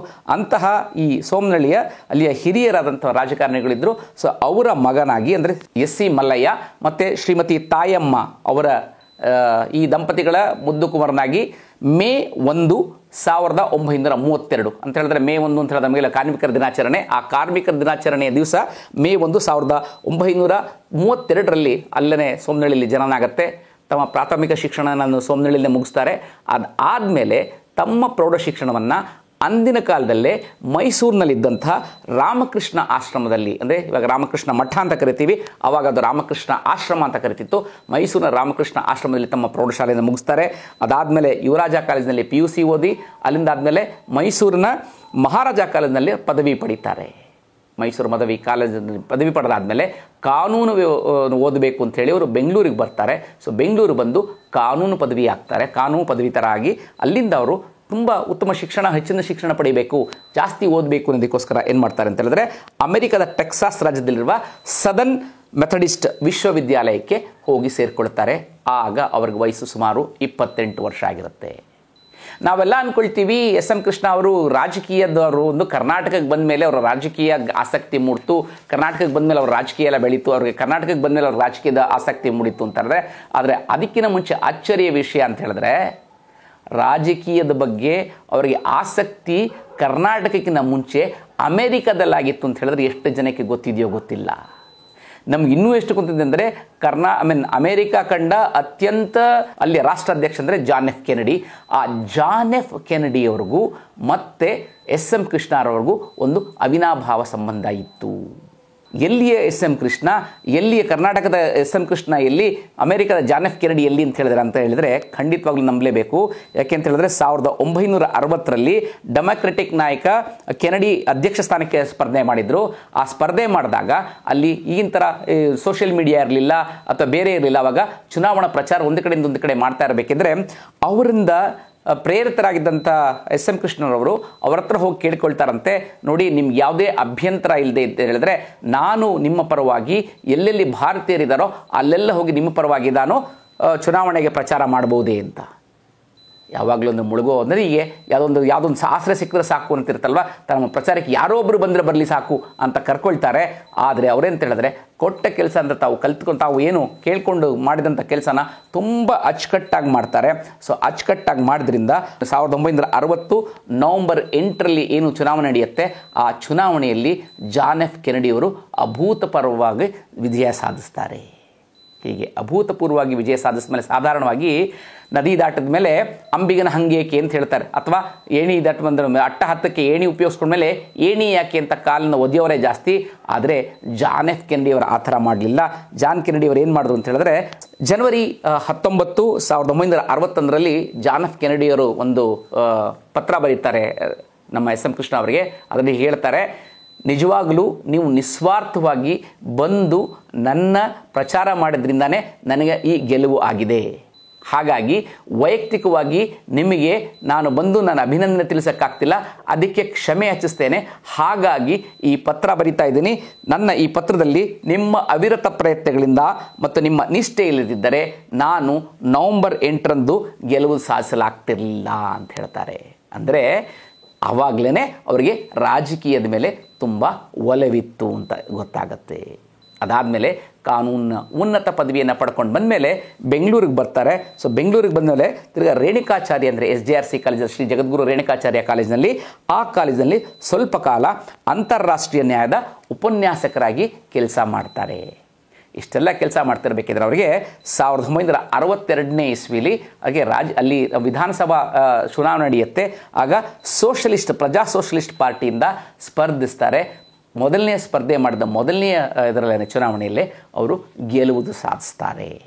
ಈ ಗೆಲುವು ಸಾಧಿಸಿ ಯಾತಿಕಪ್ಪ ಗೆಲುವು ಸಾಧಿಸ್ತಾರೆ ಅಂತ ಹೇಳಿದ್ರೆ, ನೋಡೋಕ್ಕೆ SM ಕೃಷ್ಣ ಅವರು ತುಂಬ ಸುರದ್ರೂಪಿ ಹೇಗಿರ್ತಾರಪ್ಪ ಅಂತ ಹೇಳಿದ್ರೆ, ನೋಡೋಕ್ಕೆ ಮಾತ್ರ ಅವರ ಹೆಸರು ಕೇಳಿದ್ರೆ ಮಾತ್ರ ಭಾರತೀಯ, ಅವರು ನೋಡೋದಕ್ಕಾಗಲಿ ಅವರ ವೇಷಭೂಷಣಗಳಾಗಲಿ ಅಥವಾ ಅವರು ಮಾತನಾಡುತ್ತಿದ್ದ ಶೈಲಿ ಆಗಲಿ ಎಲ್ಲವೂ ಸಹ ಒಂದು ವಿದೇಶಿ ಅಥವಾ ಫಾರಿನರ್ ಥರ ಇರುತ್ತೆ. ಅವ್ರಿಗೆಲ್ಲರಿಗೂ ಆಶ್ಚರ್ಯ ಅಂತ, ಮಂಡ್ಯ ಜನಗಳಿಗೇನು ಯಾರಪ್ಪ ಇವನು ನಮ್ಮ ಮಂಡ್ಯದವನು ಅಂತ ಹೇಳ್ತಾ ಇದ್ದಾರೆ, ಫಾರಿನರ್ ಅಂತ ಇದ್ದಾನಲ್ಲ ಆ ಥರ ಇದಂತ ಇದಕ್ಕೇನೆ ಅವರು ಎಷ್ಟೊಂದು ಜನ ಓಟ್ ಹಾಕಿದ್ರು ಅಂತ ತಪ್ಪಾಗಲಾರ್ದು. ಹಾಗಾಗಿ ತಮ್ಮ ಮೊದಲನೆಯ ಚುನಾವಣೆಯಲ್ಲಿ ಅವರು ಗೆಲ್ತಾರೆ. ಮತ್ತು ಇನ್ನೂ ಒಂದು ಎಷ್ಟೊಂದು ಜನಕ್ಕೆ ಕುತೂಹಲ ಗೊತ್ತಿದೆಯೋ ಇಲ್ವೋ, ಅದೇ ವಯಸ್ಸಲ್ಲಿ 1962 ಅಥವಾ ಚುನಾವಣೆ ನಡೆದ ಸಂದರ್ಭದಲ್ಲೇ ಅವರಿಗೆ ಅಂದಿನ ಕಾಲದ ತುಂಬ ನೋಡೋಕ್ಕೆ ಚೆನ್ನಾಗಿರ್ತಾರಲ್ವ, ಅಂದಿನ ಕಾಲದ ಕನ್ನಡದಲ್ಲಿ ತುಂಬ ಹೆಸರಾಂತ ನಟಿಯಾಗಿದ್ದಂಥ ಬಿ ಸರೋಜಾದೇವಿ, ಅವರು ಸಹ ಮಂಡ್ಯ ಮೂಲದವರೇ. ಬಿ ಸರೋಜಾದೇವಿಯರು ಕನ್ನಡದಲ್ಲಷ್ಟೇ ಅಲ್ಲದೆ ತಮಿಳು ಮತ್ತು ತೆಲುಗು ಚಿತ್ರರಂಗದಲ್ಲೂ ತುಂಬ ಖ್ಯಾತಿ ಪಡೆದಿರ್ತಾರೆ. ಅವರ ಬಗ್ಗೆ ಇವರಿಗೆ ತುಂಬ ಒಲವಿರುತ್ತೆ. ಸುಮಾರು ಜನ ಹೇಳೋ ಪ್ರಕಾರ ಅವ್ರನ್ನ ಇಷ್ಟಪಡ್ತಾ ಇದ್ರು, ಪ್ರೇಮಿಸ್ತಾ ಇದ್ರು ಅಂತಲೇ ಹೇಳ್ತಾರೆ. ಆದರೆ ಇದು ಕೆಲವ್ರನ್ನವರು ಹೇಳೋ ಪ್ರಕಾರ ಇದು ಒನ್ ವೇ ಲವ್ ಅಂತಲೂ ಹೇಳ್ತಾರೆ. ಹಾಗಾಗಿ ಇದು ಬಿಸರ್ಜರಿಗೆ ಗೊತ್ತಿತ್ತೋ ಇಲ್ವೋ, ಒಟ್ಟಿನಲ್ಲಿ ಕೊನೆಗೆ ಏನಾಗುತ್ತೆ ಅಂತ ಹೇಳಿದ್ರೆ ಅವರಿಬ್ಬರು ಒಂದಾಗೋದಿಲ್ಲ. ಅದಾದಮೇಲೆ ಅವ್ರು ಏನು ಮಾಡ್ತಾರೆ ಅಂದರೆ ಶ್ರೀಮತಿ ಪ್ರೇಮಾ ಅನ್ನೋರನ್ನ ಮದುವೆ ಆಗ್ತಾರೆ. ಶ್ರೀಮತಿ ಪ್ರೇಮಾ ಅವ್ರನ್ನ ಮದುವೆ ಆದಮೇಲೆ ಅವರಿಬ್ಬರ ದಾಂಪತ್ಯದ ಒಳ್ಳೆಯ ಅವಿನಾಭಾವ ಸಂಬಂಧದಿಂದ ಅನ್ಯೋನ್ಯ ಜೀವನದಕ್ಕೆ ಕುರುಹಾಗಿ ಮಾಳವಿಕಾ ಮತ್ತು ಶಾಂಭವಿ ಅಂತ ಇಬ್ಬರು ಹೆಣ್ಣು ಮಕ್ಕಳು ಜನಿಸ್ತಾರೆ. ಅದನ್ನು ಮುಂದೆ ಮಾತಾಡೋಣ ವಿಷಯದಲ್ಲಿ. ಹೀಗೆ 1962ರಲ್ಲಿ ಪ್ರಪ್ರಥಮವಾಗಿ ಅವರು ಮೊದಲನೇ ಬಾರಿಗೆ ಅವರು ಶಾಸಕರಾಗ್ತಾರೆ. ಅದಾದಮೇಲೆ 1967ನೇ ಇಸ್ವಿಯಲ್ಲಿ ನಡೆದಂಥ ಚುನಾವಣೆಯಲ್ಲಿ ಸ್ಪರ್ಧಿಸ್ತಾರೆ. ಆ ಸತಿ ಸ್ಪರ್ಧಿಸಿದಾಗ ಅವರು ಸೋಲನ್ನು ಅನುಭವಿಸ್ತಾರೆ. ಮೊದಲನೇದು ಗೆಲುವು, ಅದಾದ ಎರಡನೇ ಸತಿ ಸ್ಪರ್ಧಾಗ ಸೋಲು ಕಾಣ್ತಾರೆ. ಅದಾದಮೇಲೆ ಏನು ಮಾಡ್ತಾರೆ ಅಂದರೆ 1968ರಲ್ಲಿ ನಡೆದಂಥ ಮಂಡ್ಯ ಲೋಕಸಭಾ ಉಪಚುನಾವಣೆಯಲ್ಲಿ ಅವರು ಸ್ಪರ್ಧೆ ಮಾಡಿ ಗೆಲುವು ಸಾಧಿಸ್ತಾರೆ. ಅದಾದಮೇಲೆ ತಿರ್ಗಾ 1971ರಲ್ಲೂ ಸಹ ಮತ್ತೊಂದು ಚುನಾವಣೆ ನಡೆಯುತ್ತೆ. ಅದರಲ್ಲೂ ಸಹ ಸಂಸದರಾಗಿ ಪುನರಾಯ್ಕೆ ಆಗ್ತಾರೆ. ಅದಾದಮೇಲೆ ಆ ಸಂಸದರ ತನ ಮುಗಿದಾದ್ಮೇಲೆ ಮತ್ತೆ ಅವರು ರಾಜ್ಯದ ವಿಧಾನ ಪರಿಷತ್ ಸದಸ್ಯರಾಗಿ ಆಯ್ಕೆಯಾಗಿ ದೇವರಾಜ್ ಅರಸ್ ಏನವರ ಸಂಪುಟದಲ್ಲಿ ಅವರು ಸಚಿವರಾಗೂ ಸಹ ಕೆಲಸ ಮಾಡ್ತಾರೆ. 1980ರಲ್ಲಿ ಕಾಂಗ್ರೆಸ್ನಿಂದ ಮತ್ತೊಮ್ಮೆ ಲೋಕಸಭೆಗೆ ಆಯ್ಕೆ ಆಗ್ತಾರೆ. 1984ನೇ ಇಸ್ವಿಲಿ ಮತ್ತೊಮ್ಮೆ ಅವರು ಲೋಕಸಭೆಗೆ ಸ್ಪರ್ಧೆ ಮಾಡ್ತಾರೆ. ಆದರೆ KV ಶಂಕರೇಗೌಡ ಅವರ ವಿರುದ್ಧ ಸೋಲನ್ನು ಅನುಭವಿಸ್ತಾರೆ. ಅದಾದಮೇಲೆ ಅವ್ರೇನು ಮಾಡ್ತಾರೆ ಅಂತ ಹೇಳಿದ್ರೆ, ಇನ್ನು ರಾಷ್ಟ್ರ ರಾಜಕಾರಣ ಸಾಕು ಅಂತ ಹೇಳಿಕೊಂಡು 1989ರಲ್ಲಿ ತಮ್ಮ ಸ್ವಕ್ಷೇತ್ರವಾದ ಮದ್ದೂರು ಏನಿದೆ ಆ ಮದ್ದೂರು ವಿಧಾನಸಭೆಗೆ ಸ್ಪರ್ಧೆ ಮಾಡ್ತಾರೆ. ಮದ್ದೂರು ವಿಧಾನಸಭೆ ಸ್ಪರ್ಧೆ ಮಾಡಿ ಅವರೇನು ಮುಖ್ಯಮಂತ್ರಿಗಳೇ ಆಗ್ತಾರೆ ಅಂತ ಎಲ್ಲರೂ ಅಂದ್ಕೊಂಡಿರ್ತಾರೆ. ಆದರೆ ಅಲ್ಲಿ ನಡೆದಂಥ ವಿವಿಧ ಕಾರಣಗಳಿಂದಾಗಿ ಅವಾಗ ಅವರು ಮುಖ್ಯಮಂತ್ರಿಗಳಾಗೋದಿಲ್ಲ. ಅದ್ರ ಬದಲು ಏನು ಮಾಡ್ತಾರೆ ಅಂದರೆ ಅವ್ರನ್ನ ಕರ್ಕೊಂಡೋಗಿ ವಿಧಾನಸಭಾ ಅಧ್ಯಕ್ಷನಾಗಿ ಮಾಡ್ತಾರೆ, ಅಂದರೆ ಸ್ಪೀಕರ್ ಆಗಿ ಮಾಡ್ತಾರೆ. ಅಂದರೆ 1989ರಿಂದ 1992ರವರೆಗೆ ಅವರು ವಿಧಾನಸಭಾ ಸ್ಪೀಕರ್ ಆಗಿ ಕಾರ್ಯನಿರ್ವಹಣೆ ಮಾಡ್ತಾರೆ. ಅದಾದಮೇಲೆ 1992ನೇ ಇಸ್ವಿಲಿ 92-94 ಏನು ವೀರಪ್ಪ ಮೊಯ್ಲಿಯವರು ಮುಖ್ಯಮಂತ್ರಿ ಆಗಿರ್ತಾರೆ. ಆ ವೀರಪ್ಪ ಮೊಯ್ಲಿ ಮುಖ್ಯಮಂತ್ರಿ ಆಗಿದ್ದಾಗ ಇವರು ಉಪಮುಖ್ಯಮಂತ್ರಿಗಳಾಗ್ತಾರೆ. ಕರ್ನಾಟಕದ ಪ್ರಪ್ರಥಮ ಉಪಮುಖ್ಯಮಂತ್ರಿಗಳಾಗಿ SM ಕೃಷ್ಣನವರು ಆಗ್ತಾರೆ. 1996ರಲ್ಲಿ ಮತ್ತೊಮ್ಮೆ ಅವರು ರಾಜ್ಯಸಭೆಗೆ ಹೋಗ್ತಾರೆ, ರಾಜ್ಯಸಭೆಗೆ ಆಯ್ಕೆ ಮಾಡ್ತಾರೆ. ಅದಾದಮೇಲೆ 1999ನೇ ಇಸ್ವಿಲಿ ಅವತ್ತಿನ ದಿವಸ ಏನಾಗಿರುತ್ತೆ ಅಂತ ಹೇಳಿದ್ರೆ, ಕರ್ನಾಟಕದ ಕಾಂಗ್ರೆಸ್ ತುಂಬ ಛಿದ್ರ ಆಗೋಗಿರುತ್ತೆ. ಕರ್ನಾಟಕ ಕಾಂಗ್ರೆಸ್ನ ಯಾರು ಮುನ್ನಡೆಸೋರು ಇಲ್ಲ. ಅವಾಗ ಏನಪ್ಪ ಮಾಡಬೇಕು ಅಂತ ಹೇಳಿದಾಗ ಕಾರಣ ಮಾಡ್ತಾ ಇದ್ದಂಥ SM ಕೃಷ್ಣ ಅವ್ರನ್ನ ಕರ್ಕೊಂಡು ಬಂದವರಿಗೆ 1999ನೇ ಇಸ್ವಿಲಿ ಅವರಿಗೆ ಕರ್ನಾಟಕ ಪ್ರದೇಶ ಕಾಂಗ್ರೆಸ್ ಕಮಿಟಿಯ ಅಧ್ಯಕ್ಷರನ್ನಾಗಿ ಮಾಡಿ ಅವರ ಸಾರಥ್ಯದಲ್ಲೇ ಚುನಾವಣೆಗೆ ಹೋಗಬೇಕು ಅಂತ ಹೇಳ್ತಾರೆ. ಆ ಚುನಾವಣೆ ಬಗ್ಗೆ ಮುಂದೆ ಹೇಳ್ತೀನಿ. 1999ನೇ ಇಸ್ವಿಲಿ ಕರ್ನಾಟಕದ ಪ್ರದೇಶ ಕಮಿಟಿಯ ಅಧ್ಯಕ್ಷರಾಗ್ತಾರೆ. ಮತ್ತೆ ಅಭೂತಪೂರ್ವವಾಗಿ ಭಾರೀ ಜಯದಿಂದ ಕಾಂಗ್ರೆಸ್ನ ಮತ್ತೊಮ್ಮೆ ಆಯ್ಕೆ ಮಾಡೋದ್ರಲ್ಲಿ ತಮ್ಮ ಕಾರ್ಯಶಕ್ತಿಯಿಂದ, ತಮ್ಮ ಕಾರ್ಯತತ್ಪರತೆಯಿಂದ ಅವ್ರನ್ನ ಆಯ್ಕೆ ಮಾಡಿ ಕರ್ಕೊಂಡು ಬರ್ತಾರೆ. ಅಂದರೆ ಕಾಂಗ್ರೆಸ್ಗೆ ಪುನಃ ಅಧಿಕಾರನ ತರಿಸೋದಕ್ಕೆ ಅವರು ಸಹಾಯ ಮಾಡ್ತಾರೆ. ಅದಾದಮೇಲೆ 2004ರಲ್ಲಿ ಅವರು ಮದ್ದೂರಿನ ಬದಲಾಗಿ ಬೆಂಗಳೂರಿನ ಚಾಮರಾಜಪೇಟೆಯಲ್ಲಿ ಸ್ಪರ್ಧಿಸಿ ಗೆಲುವು ಮಾಡ್ತಾರೆ. ಅವತ್ತಿನ ದಿವಸ ಚಾಮರಾಜಪೇಟೆಯಲ್ಲಿ ಅಲ್ಲಿ ಶಾಸಕರಾಗಿದ್ದಂಥವ್ರು ಆರ್ ವಿ ದೇವರಾಜ್ ಅವರು, ನಮಗೆ ಎಲ್ಲರಿಗೂ ಕೇಳಿ ಗೊತ್ತಿದೆ. ಆರ್ ವಿ ದೇವರಾಜ್ ಅವರು ಎಸ್ ಎಂ ಕೃಷ್ಣ ಅವರ ಆಪ್ತ ಬಳಗದಲ್ಲಿ ಒಬ್ಬರು, ಅವರ ಶಿಷ್ಯ ಅಂತ ಹೇಳಿದ್ರು ತಪ್ಪಾಗಲಾರ್ದು. ತಮ್ಮ ಗುರುಗಳ ಕಾಣಿಕೆಯನ್ನಾಗಿ ತಮ್ಮ ಸ್ವಕ್ಷೇತ್ರನವರಿಗೆ ಅವರು ಬಿಟ್ಟುಕೊಡ್ತಾರೆ. ಹಾಗಾಗಿ 2004ನೇ ಇಸ್ವಿಲಿ ಅವರು ಚಾಮರಾಜಪೇಟೆಯ ಶಾಸಕರಾಗಿ ಆಯ್ಕೆ ಆಗ್ತಾರೆ. ಅದಾದಮೇಲೆ 1904ರಿಂದ ಅದು ಸ್ವಲ್ಪ ದಿವಸನೇ ಇರ್ತಾರೆ. ಆ ಆಯ್ಕೆಯಾಗಿದ್ದು ತುಂಬ ಕೆಲವೇ ದಿವಸ. ಆ ಕೆಲವೇ ದಿವಸ ಆದಮೇಲೆ ಅವರು ರಾಜೀನಾಮೆ ಕೊಟ್ಬಿಡ್ತಾರೆ. ರಾಜೀನಾಮೆ ಕೊಟ್ಟು ಅವ್ರನ್ನ 2004ರಿಂದ 2008ವರೆಗೂ ಮಹಾರಾಷ್ಟ್ರದ ರಾಜ್ಯಪಾಲರಾಗಿ ಆಯ್ಕೆ ಆಗ್ತಾರೆ. ಸಾಧಾರಣವಾಗಿ ಏನಂತ ಹೇಳಿದ್ರೆ, ಒಂದು ಸತಿ ರಾಜ್ಯಪಾಲರಾಗಿ ಹೋಗ್ತಾರೆ ಅಂದರೆ ಯಾವುದೇ ಹಿರಿಯ ರಾಜಕಾರಣಿಗಳು ರಾಜ್ಯಪಾಲರು ಮಾಡಬೇಕಿದ್ರೆ ಒಂದು ಹಿರಿಯ ಮುತ್ಸದ್ದಿಗಳನ್ನ ಮಾಡ್ತಾರೆ. ಅವರು ಒಂದು ಸತಿ ಅವರ ಕಳೆಯ ಅದು ರಾಜಕೀಯದ ಅಂತ್ಯ ಏನಾಗಿರುತ್ತೆ ಅಂದರೆ, ಮುಂದೆ ಯಾವುದೇ ಚುನಾವಣೆಯಲ್ಲಿ ಸ್ಪರ್ಧೆ ಮಾಡಲ್ಲ ಅನ್ನೋ ರಾಜಕಾರಣಿಗಳನ್ನ ಕರ್ಕೊಂಡೋಗಿ ಅವರು ರಾಜ್ಯಪಾಲರು ಮಾಡ್ತಿರ್ತಾರೆ. ಆದರೆ ಇಲ್ಲಿ ಕಾಂಗ್ರೆಸ್ ಅವರಿಗೆ ಅಲ್ಲಿ ಮಹಾರಾಷ್ಟ್ರದ ಬಗ್ಗೆ ಗಮನ ಕೊಡಬೇಕಾಗಿರುತ್ತೆ. ಹಾಗಾಗಿ ಎಸ್ ಎಂ ಕೃಷ್ಣ ಅವರನ್ನ 2004ನೇ ಇಸ್ವಿಯಲ್ಲಿ ಅವ್ರನ್ನ ರಾಜ್ಯಪಾಲರಾಗಿ ಮಹಾರಾಷ್ಟ್ರದ ರಾಜ್ಯಪಾಲ ಮಾಡ್ತಾರೆ. 2004ರಿಂದ 2008ವರೆಗೂ ರಾಜ್ಯಪಾಲರಾದಮೇಲೆ ಅವರು ರಾಜಕೀಯ ಎಲ್ಲ ಆಗೋಯ್ತು ಅಂತ ಎಲ್ಲರೂ ಅನ್ಕೊಳ್ತಾ ಇರಬೇಕಾದ್ರೆ, ಮತ್ತೆ 2010ನೇ ಇಸ್ವಿಲಿ ಕರ್ಕೊಂಬಂದವನ್ನ ರಾಜ್ಯಸಭಾ ಸದಸ್ಯರನ್ನಾಗಿ ಮಾಡಲಾಗುತ್ತೆ. ರಾಜ್ಯಸಭಾ ಸದಸ್ಯರನ್ನು ಮಾಡಿದಲ್ದಲೇ ಅವತ್ತಿನ ಏನು ಪ್ರಧಾನಮಂತ್ರಿಗಳಾಗಿದ್ದಂಥ ಮನಮೋಹನ್ ಸಿಂಗ್ ಅವರ ಸಂಪುಟದಲ್ಲಿ ವಿದೇಶಾಂಗ ಸಚಿವರಾಗಿ ಕೆಲಸ ಮಾಡ್ತಾರೆ. ಅಂತ ಹೇಳಿದ್ರೆ, ನೀವು ಕರ್ನಾಟಕದ ರಾಜಕಾರಣಿಗಳಲ್ಲಿ ತುಂಬ ಕೆಲವರು ಶಾಸಕರಾಗಿರ್ತಾರೆ, ಕೆಲವರು ವಿಧಾನಸಭೆಗಾಗಿರ್ತಾರೆ, ಕೆಲವರು ವಿಧಾನ ಪರಿಷತ್ಗಾಗಿರ್ತಾರೆ. ಆದರೆ ಕೆಲವು ರಾಜಕಾರಣಿಗಳಲ್ಲಿ ಸುಮಾರು ಹುದ್ದೆಗಳನ್ನು ಅಲಂಕರಿಸಿರುವ ಕೆಲವೇ ರಾಜಕಾರಣಿಗಳು ಇವರು ಒಬ್ಬರು. ಮೊದಲನೇದಾಗಿ ಇವರು ವಿಧಾನಸಭೆಗೆ ಆಯ್ಕೆಯಾದರು, ಅದಾದಮೇಲೆ ವಿಧಾನ ಪರಿಷತ್ಗಾದರು, ಅದಾದಮೇಲೆ ಸಂಸದರಾದರು, ಅದಾದಮೇಲೆ ರಾಜ್ಯಸಭೆಗಾದರು, ಅದಾದಮೇಲೆ ಮಂತ್ರಿಗಳಾದರು, ಉಪಮುಖ್ಯಮಂತ್ರಿಗಳಾದರು, ಅದಾದಮೇಲೆ ವಿಧಾನಸಭಾ ಅಧ್ಯಕ್ಷರಾಗಿದ್ದರು, ಕಡೆಗೆ ರಾಜ್ಯಪಾಲರು ಆದರು, ಕೇಂದ್ರದಲ್ಲೂ ಅವರು ಮಂತ್ರಿಗಳಾಗಿದ್ದರು. ಹೀಗೆ ಒಟ್ಟು ಅಂದರೆ ಒಬ್ಬ ರಾಜಕಾರಣಿ ಯಾವ್ದು ಹುದ್ದೆಗಳನ್ನು ಹೇರಬಹುದು, ಅತ್ಯಂತ ಎಲ್ಲ ರೀತಿಯ ಹುದ್ದೆಗಳನ್ನು ಅವರು ಮಾಡಿದ್ದಾರೆ ಅಂತ ಹೇಳಿದ್ರು ತಪ್ಪಾಗಲಾರ್ದು. ಎಲ್ಲ ಹುದ್ದೆಗಳನ್ನು ಅಲಂಕರಿಸಿದ್ದಾರೆ ಅಂದರೂ ತಪ್ಪಾಗಲಾರ್ದು. ಅದಾದಮೇಲೆ 2017ರಲ್ಲಿ ಅವರಿಗೆ ಕಾಂಗ್ರೆಸ್ನಲ್ಲಿ ಹಿರಿತನಕ್ಕೆ ಬೆಲೆ ಇಲ್ಲ, ತಮ್ಮ ಆತ್ಮಗೌರವಕ್ಕೆ ಬೆಲೆ ಇಲ್ಲ ಅಂಥೇಳಿ ಅಚ್ಚರಿ ಎನ್ನುವಂತೆ ಅವರು ಕಾಂಗ್ರೆಸ್ ಪಕ್ಷವನ್ನು ತೊರೀತಾರೆ. ಕಾಂಗ್ರೆಸ್ ಪಕ್ಷನ ತೊರೆದು ಸ್ವಲ್ಪ ದಿನ ಆದಮೇಲೆ ಅವರು ಅಚ್ಚರಿ ಎನ್ನುವಂತೆ BJP ಪಕ್ಷವನ್ನು ಸೇರಿಕೊಳ್ತಾರೆ. ಆದರೆ BJP ಪಕ್ಷದಲ್ಲಿ ಸೇರಿಕೊಂಡ್ರವರು ಯಾವುದೇ ಚುನಾವಣಾ ರಾಜಕೀಯದಲ್ಲಿ ಸ್ಪರ್ಧೆ ಮಾಡಲ್ಲ, BJP ಪಕ್ಷದಲ್ಲಿ ಇರ್ತಾರೆ ಅಷ್ಟೇ. ಸೊ ಹಾಗಾಗಿ ನಮಗೆ ಅಂದರೆ ಎಸ್ ಎಂ ಕೃಷ್ಣ ಅಂದರೆ ನಮ್ಮ ಕರ್ನಾಟಕ ರಾಜ್ಯ ಕಂಡ ಅತ್ಯಂತ ಪ್ರಭಾವಿ ಮತ್ತು ಹಿರಿಯ ಮುತ್ಸದ್ದಿ ಅಂತ ಹೇಳಿದ್ರು ತಪ್ಪಾಗಲಾರ್ದು. ಒಂದು ಕಾಲದಲ್ಲಿ ಕರ್ನಾಟಕದಲ್ಲಿ ಅಂತ ಹೇಳಿದ್ರೆ ಹೇಗೆ ಅಂದ್ರೆ ಇಂಡಿಯಾ ಅಂದರೆ ಇಂದಿರಾ ಅಂದರೆ ಇಂಡಿಯಾ ಅಂತ ಹಾಗೆ ಹೇಳ್ತಾ ಇದ್ರು, ಅದೇ ರೀತಿ ಅಂತಂದರೆ ಇಂಡಿಯಾ ಅಂದರೆ ಮಂಡ್ಯ ಅಂತ ತೋರಿಸ್ಕೊಟ್ಟಂಥ ಗಂಡು ಅಂತ ಹೇಳಿದ್ರೆ ಅದು ಎಸ್ ಎಂ ಕೃಷ್ಣ ಅಂತ ಹೇಳಿದ್ರು ತಪ್ಪಾಗಲಾರ್ದು. ಆಗಿನ ಕಾಲದಲ್ಲಿ ಹೇಗಪ್ಪ ಆಯ್ತು ಅಂದರೆ ಕಾಂಗ್ರೆಸ್ ಅಂದರೆ ಕೃಷ್ಣ ಅಂದರೆ ಕಾಂಗ್ರೆಸ್ ಅಂತ ಹೇಳಿದ್ರು ತಪ್ಪಾಗಲಾರ್ದು. ಎಸ್ ಎಂ ಕೃಷ್ಣ ಅವರು ರಾಜ್ಯದಲ್ಲಿ ಕಾಂಗ್ರೆಸ್ ಅವನತಿ ಆಗೋಗಿತ್ತು, ಕಾಂಗ್ರೆಸ್ ಹೊಟ್ಟೆ ಹೋಗಿತ್ತು ಅಂತ ಹೇಳ್ತಾ ಇರಬೇಕಿದ್ರೆ 1996ನೇ ಇಸ್ವಿಲಿ ಅವರು ರಾಜ್ಯಸಭೆಯಲ್ಲಿದ್ದರು. ಅಲ್ಲಿಂದ ಕರ್ಕೊಂಡು ಬಂದರು 1999ನೇ ಇಸ್ವಿಲಿ ಅವ್ರನ್ನ ಏನು ಕರ್ನಾಟಕ ಪ್ರದೇಶ ಸಮಿತಿಯ ಅಧ್ಯಕ್ಷರನ್ನಾಗಿ ಮಾಡ್ತಾರೆ. ಆ ಅಧ್ಯಕ್ಷರನ್ನಾಗಿ ಮಾಡಿದಾಗ ಅಲ್ಲಿ ಗೊಂದಲದ ಗೂಡಾಗಿರುತ್ತೆ. ಸೊ ಯಾರಿಗೆ ಯಾವ ರೀತಿ ಹೋಗಬೇಕು, ಯಾವ ರೀತಿ ಚುನಾವಣೆಯನ್ನು ಮಾಡಬೇಕು ಅಂತ ಗೊತ್ತಾಗ್ತಿರಲ್ಲ. ಆಗೇನು ಮಾಡ್ತಾರೆ ಅಂತ ಹೇಳಿದ್ರೆ, ನಮಗೆಲ್ಲರಿಗೂ ಗೊತ್ತಿದೆ, ಕೃಷ್ಣ ಅಂತ ಹೇಳಿದ ತಕ್ಷಣ ಪಾಂಚಜನ್ಯನ ಓದ್ತಾನೆ. ಅಂದರೆ ಕುರುಕ್ಷೇತ್ರದಲ್ಲಿ ಕೃಷ್ಣ ಯಾವ ರೀತಿ ಮುಂದೆ ನಿಂತ್ಕೊಂಡು ಅವನು ತಾನು ಯುದ್ಧ ಮಾಡದೇ ಇದ್ರೂ ಅವನು ತಾನು ಮುಂದೆ ನಿಂತ್ಕೊಂಡು ಕೈಯಲ್ಲಿ ಅರ್ಜುನಿಗೆ ಸಾರಥಿಯಾಗಿ ನಿಂತ್ಕೊಂಡು ಪಾಂಚಜನ್ಯ ಊದಿ ಹೇಗೆ ಕುರುಕ್ಷೇತ್ರನ ಮುನ್ನಡೆಸ್ತಾನೋ ಅದೇ ರೀತಿ ಇವರು ಸಹ ಮದ್ದೂರಿಂದ ಅಥವಾ ಚನ್ನಪಟ್ಟಣದಿಂದ ಪಾಂಚಜನ್ಯ ಊದಿ ಅಲ್ಲಿಂದೊಂದು ಪಾದಯಾತ್ರೆ ಮಾಡ್ತಾರೆ. ಆ ಪಾದಯಾತ್ರೆ ಮಾಡಬೇಕಿದ್ರು ಅಷ್ಟೇ, ಯಾವಾಗಲೂ ಅಲ್ಲಿ ಸಾಮೂಹಿಕ ನಾಯಕತ್ವಕ್ಕೆ ಹೋಗೋಣ, ಯಾವುದಾದ್ರು ಒಬ್ಬ ವ್ಯಕ್ತಿಯ ರಾಜಕಾರಣ ಬೇಡ, ಒಬ್ಬ ವ್ಯಕ್ತಿನ ದೊಡ್ಡದು ಮಾಡೋದು ಬೇಡ ಅಂತ ಎಲ್ಲ ಹೇಳ್ತಿರ್ತಾರೆ. ಆದರೆ ಅದೆಲ್ಲನೂ ಬಿಟ್ಟು ಅವರ ಕಾಂಗ್ರೆಸ್ನ ಕೋರ್ ಕಮಿಟಿ ಏನಿರುತ್ತೆ ಅದು ಎಸ್ ಎಂ ಕೃಷ್ಣ ಅವರ ಮೇಲೆ ಸಂಪೂರ್ಣವಾಗಿ ಭರವಸೆ ಇಡುತ್ತೆ. ಆ ಎಸ್ ಎಂ ಕೃಷ್ಣ ಅವರು ಸಹ ಆ ಸಂಪೂರ್ಣ ಭರವಸೆಯನ್ನು ಅವರು ಒಂದು ಚೂರು ಅದನ್ನು ಬೇಸರ ಮಾಡ್ಕೊಳ್ದಲ್ಲೆಲ್ಲ ಪೂರ್ತಿ ತಗೊಂಡು ಇಡೀ ಜವಾಬ್ದಾರಿ ತಗೊಂಡು ಇಡೀ ರಾಜ್ಯಾದ್ಯಂತ ಸುತ್ತಿ ತಮ್ಮ ನಾಯಕತ್ವ ತಾವು ಅಧ್ಯಕ್ಷರಾಗಿದ್ದಂಥ ಕಾಲದಲ್ಲಿ ಕಾಂಗ್ರೆಸ್ ಪಕ್ಷವನ್ನು ಮತ್ತೊಮ್ಮೆ ಅಧಿಕಾರಕ್ಕೆ ತೊಗೊಂಬರ್ತಾರೆ. ಅವತ್ತಿನ ದಿವಸ ಏನಪ್ಪ ಅಂತ ಹೇಳಿದ್ರೆ ಒಂದು ಘೋಷಣೆ ಇರುತ್ತೆ ಅಂತ ಹೇಳಿದ್ರೆ ಕಾಂಗ್ರೆಸ್ಗೆ ಬನ್ನಿ ಬದಲಾವಣೆ ತನ್ನಿ ಅಂತಿರುತ್ತೆ. ಕಾಂಗ್ರೆಸ್ಗೆ ಬನ್ನಿ ಬದಲಾವಣೆ ತನ್ನಿ ಅಂತ ಹೇಳಿ ಕಾಂಗ್ರೆಸ್ನಲ್ಲಿ ಎಲ್ಲ ರೀತಿಯ ಅಧಿಕಾರವನ್ನು ಬಳಸ್ಕೊಂಡ ಮೇಲೂ ಎಲ್ಲ ರೀತಿಯ ಅಧಿಕಾರವನ್ನು ಪಡೆದ ಮೇಲೂ ಅವರು BJPಗೆ ಹೋಗಿದ್ದು ಯಾಕೆ ಅನ್ನೋದು ಇವತ್ತಿಗೂ ಸಹ ಯಕ್ಷ ಪ್ರಶ್ನೆಯಾಗಿ ಉಳಿದಿದೆ. ಇನ್ನು SM ಕೃಷ್ಣ ಅವ್ರದ್ದು ಅವ್ರ ತಮ್ಮನೂ ಸಹ ಇದ್ದರು. ಅವ್ರ ತಮ್ಮ ಒಬ್ಬರು SM ಶಂಕರ್ ಅಂತ ಇದ್ದರು. ಅವರು ಒಮ್ಮೆ ಮಾತ್ರ ವಿಧಾನ ಪರಿಷತ್ತಿಗೆ ಬಂದರು. ಅದಾದಮೇಲೆ ಸಾಧಾರಣವಾಗಿ ಎಲ್ಲ ರಾಜಕಾರಣಿಗಳಿಂದ ಇವರು ಸ್ವಲ್ಪ ವಿಭಿನ್ನ ಅಂತ ಹೇಳಿದ್ರೆ ಏನಂದರೆ ತಮ್ಮ ಕುಟುಂಬದವರಿಗೆ ಅಷ್ಟೊಂದು ಮಣೆ ಹಾಕಲಿಲ್ಲ. ಅದ್ರ ಬದಲಾಗಿ ಏನು ಮಾಡೋದು ಅಂತ ಹೇಳಿದ್ರೆ ಯಾವಾಗಲೂ ರಾಜಕಾರಣಿಗಳೊಂದು ಆಪಾದನೆ ಇದೆ, ಅವರು ಕೇವಲ ತಮ್ಮ ಕುಟುಂಬದವ್ರನ್ನ ಮಾತ್ರ ಬೆಳೆಸ್ತಾರೆ, ಅವರ ಬೇರೆಯವ್ರನ್ನೆಲ್ಲ ಅವರು ಬೆಳೆಯಕ್ಕೆ ಬಿಡಲ್ಲ ಅಂತಾರೆ. ಅದಕ್ಕೆ ಅಪವಾದ ಅನ್ನಂತೆ SM ಕೃಷ್ಣ ಅವರ ಗರ್ಡಿಯಲ್ಲಿ ಪಳಗಿದಂಥ ಇವತ್ತೇನು ಕರ್ನಾಟಕ ರಾಜಕಾರಣದಲ್ಲಿ ತುಂಬ ಅತ್ಯಂತ ಹೆಚ್ಚಾಗಿ ಅಂತ ಮೆರೀತಾ ಇದ್ದಾರೆ ಅಥವಾ ಅತ್ಯಂತ ಹೆಚ್ಚಾಗಿದ್ದಾರೆ ಅಂತೆಲ್ಲ ಅಧಿಕಾರ ಅನುಭವಿಸಿದ್ದಾರೆ ಸುಮಾರು ಜನ SM ಕೃಷ್ಣವರ ಕಾಲದಲ್ಲೇ ಬಂದವರು.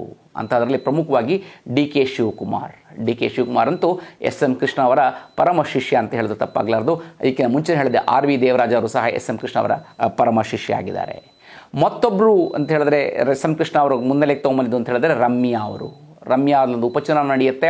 ಮಂಡ್ಯದ ಉಪಚುನಾವಣೆ, ಲೋಕಸಭೆಗೆ ಉಪಚುನಾವಣೆ ನಡೆಯುತ್ತೆ. ರಾಜಕೀಯದ ಗಂಧ ಗಾಳಿ ಗೊತ್ತಿಲ್ಲದೆ ಇದ್ದಂತಹ ಕೇವಲ ಚಲನಚಿತ್ರ ನಟಿಯಾಗಿ ಅದ್ಭುತವಾದ ನಟಿಯಾಗಿ ಕನ್ನಡ ಚಲನಚಿತ್ರ ಕಂಡ ಅದ್ಭುತ ನಟಿಯಾಗಿದ್ದಂಥ ರಮ್ಯಾಳನ್ನ ಕರ್ಕೊಂಡು ಬಂದು ಅವರು ಅಲ್ಲಿ ಚುನಾವಣೆ ನಿಲ್ಲಿಸ್ತಾರೆ. ಚುನಾವಣೆ ನಿಲ್ಲಿಸೋದಲ್ದಲೆ ಆಕೆಯನ್ನು ಗೆಲ್ಲಿಸ್ಕೊಂಡು ಬರ್ತಾರೆ. ಮತ್ತು ರಮ್ಯಾ ಮತ್ತು SM ಕೃಷ್ಣ ಅವರ ನಡುವಿನ ಬಾಂಧವ್ಯ ಅದು ಒಂದು ರೀತಿಯ ತಂದೆ ಮಗಳ ಥರ ಇರುತ್ತೆ. ಸೊ ಹಾಗಾಗಿ ಯಾವಾಗಲೂ ಅವ್ರನ್ನ ರಮ್ಯಾ ಅವ್ರನ್ನ ಅಂಕಲ್ ಅಂತ ಕರೀತಿರ್ತಾರೆ. ಇವರು ಅಷ್ಟೇ ರಮ್ಯಾದ ರಾಜಕೀಯದ ಏನೇನಿತ್ತಲ್ಲ ಆ ರಾಜಕೀಯ ಬೆಳವಣಿಗೆಗೆ SM ಕೃಷ್ಣ ಅವರ ಪಾತ್ರ ಅಮೋಘವಾಗಿದೆ. ಹಾಗಾಗಿಯೇ ಆಕೆ ಸಂಸದೆಯಾಗಿದ್ದು ಕೇವಲ 6 ರಿಂದ 8 ತಿಂಗಳಾದ್ರೂ ಮುಂದೆ ಆಕೆ ರಾಜಕಾರಣಗಳಲ್ಲಿ ಇನ್ನು ಮತ್ತೊಮ್ಮೆ ಸ್ಪರ್ಧೆ ಮಾಡಿ ಸೋತು ಹೋದ್ರೂ ಸಹ ಆಕೆ ರಾಹುಲ್ ಗಾಂಧಿ ಮತ್ತು ಸೋನಿಯಾ ಗಾಂಧಿಯವರ ಏನು ಆಪ್ತ ವಲಯದಲ್ಲಿ ಗುರುತಿಸ್ಕೋತಾಳೆ. ಅದಾದಮೇಲೆ ಅಲ್ಲಿಯ ಸಾಮಾಜಿಕ ಜಾಲತಾಣಗಳ ಅವಳು ಅಧ್ಯಕ್ಷೆ ಸಹ ಆಗಿರ್ತಾಳೆ. ಅಂದರೆ SM ಕೃಷ್ಣರವರು ಕೇವಲ ತಮ್ಮ ಕುಟುಂಬ ಬೆಳೆಸೋದಕ್ಕಿಂತ ಇತರನ್ನ ಬೆರೆಸಿದ್ರು ಅಂತ ಹೇಳಿದ್ರು ತಪ್ಪಾಗಲಾರದು. ಇನ್ನು ಸಾಮಾನ್ಯವಾಗಿ ಎಲ್ಲ ರಾಜಕಾರಣಿಗಳು ಅಂತ ಹೇಳಿದ್ರೆ ಅವರು ರಾಜಕಾರಣ ಅಂತ ಹೇಳಿದ ತಕ್ಷಣ ಅವ್ರು 24 ಗಂಟೆ ರಾಜಕಾರಣನೇ ಮಾಡ್ತಾ ಇರ್ತಾರೆ. ಅವರಿಗೆ ಸಮಯನೇ ಇರೋದಿಲ್ಲ. ಯಾವಾಗ ನೋಡಿದ್ರು ರಾಜಕಾರಣ, ಅವ್ರನ್ನ ಹೇಗೆ ಕೀಳೋದು, ಇವ್ರನ್ನಾಗಿ ಮೀಳೋದು, ಅವ್ರನ್ನ ಮೇಳೋದು ಅಂತೆಲ್ಲ ಹೇಳ್ತಾ ಇರ್ತಾರೆ. ಆದರೆ ನಾನು ಈಗಾಗಲೇ ಹೇಳಿದ್ನಲ್ಲ, ಇಷ್ಟೆಲ್ಲ ರಾಜಕೀಯದಲ್ಲಿ ಅಧಿಕಾರಗಳನ್ನು ವಹಿಸಿದ್ರೂ ತಮ್ಮ ವೈಯಕ್ತಿಕವಾಗಿ ಕೆಲವೊಂದಷ್ಟು ಸಮಯನ ಮೀಸಲಿಟ್ಕೊಂಡಿದ್ದಂಥ ಕೆಲವು ರಾಜಕಾರಣಿಗಳಲ್ಲಿ SM ಕೃಷ್ಣ ಕೂಡ ಒಬ್ಬರು. ತುಂಬ ಓದ್ಕೊಂಡಿದ್ರು, ಕನ್ನಡದ ಅನೇಕ ಪುಸ್ತಕಗಳನ್ನು ಓದ್ಕೊಂಡಿದ್ರು, ಕನ್ನಡದ ಅನೇಕ ಸಾಹಿತ್ಯಗಳನ್ನು ಕೇಳಿದ್ರೆ ಅವರೆಲ್ಲರ ಪರಿಚಯ ಇತ್ತು ಅವರಿಗೆ. ಅಷ್ಟೇ ಇಲ್ಲದಲೆ ಮತ್ತು ಕ್ರೀಡಾಸಕ್ತರು ಮತ್ತು ಸಾಹಿತ್ಯಾಸಕ್ತರಲ್ಲದೆ ಮತ್ತು ಲಲಿತ ಕಲೆಗಳಿಗೆ ತುಂಬ ಪ್ರೋತ್ಸಾಹ ಕೊಡ್ತಾಯಿದ್ರು. ಎಷ್ಟು ಜನಕ್ಕೆ ಗೊತ್ತೋ ಇಲ್ವೋ SM ಕೃಷ್ಣರವರಿಗೆ ಟೆನ್ನಿಸ್ ಕಂಡ್ರೆ ತುಂಬ ಇಷ್ಟ.